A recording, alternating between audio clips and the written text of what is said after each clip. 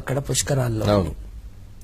పక్కింటి వాడు చేస్తున్నాడు, నేను చేయకపోతే ఏమవుతుందో, అయ్యో ఆ పుణ్యం ఆయన తెచ్చుకుంటున్నాడు, నాకు రాకపోతే ఎట్లా, అయ్యో ఆయన ఏంటి, ఆ గురుగ్రహం ఏంటి, ఆ గురుగ్రహానికి బ్రాహ్మణ కులం ఉండటం ఏంటి, ఆ గ్రహం ఇక్కడి నుంచి 62 కోట్ల కిలోమీటర్ల దూరంలో ఉండటం ఏంటి, అక్కడి నుండి కొన్ని లక్షల కోట్ల కిలోమీటర్ల దూరంలో ఉన్న రాసులు, వాళ్ళంటున్న రాసులు, వాటిల్లోకి ఈయన వెళ్ళటం ఏంటి, ఈయన వెళ్తా అంటే మన సూర్యుడు ఒప్పుకుంటాడండి, సూర్యుడు చుట్టూ తిరగాలి ఈయన.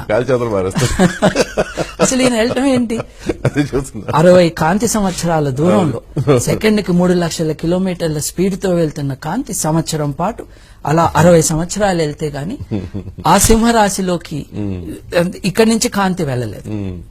అంత దూరం మన గురుడు ఎట్లా జంప్ చేస్తాడండి, చేసి మళ్ళీ మేషరాశిలోకి రావాలిగా మళ్ళీ తొందరలో, గంగా నదికి కూడా కావాలి మళ్ళీ ప్రతి సంవత్సరం.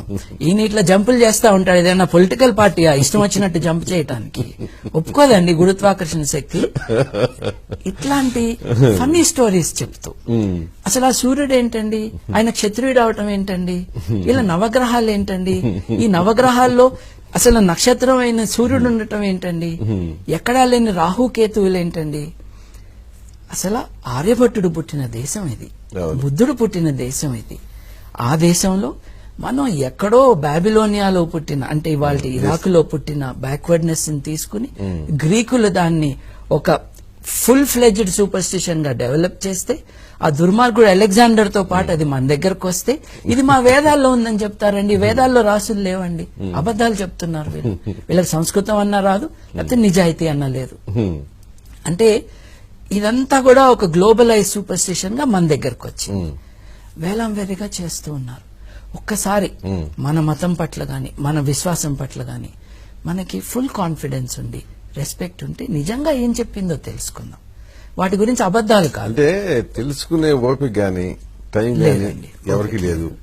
అందుకని ఈజీ కదా, ఏదో చెప్పనే రాదంటారు కదా, ఏమైంది. వాటి గురించి మాట్లాడే వాళ్ళేమో వ్యాపారం చేస్తున్నారు, వాళ్ళ ఆధ్యాత్మికత కాదు చేసేది. సర్వసంగ పరిత్యాగులము, మేము మంచి బట్టలు కూడా వేసుకోము, రంగు దుస్తులు వేసుకుంటాము అని వీళ్ళందరూ రాజభవనాలు కడుతున్నారు.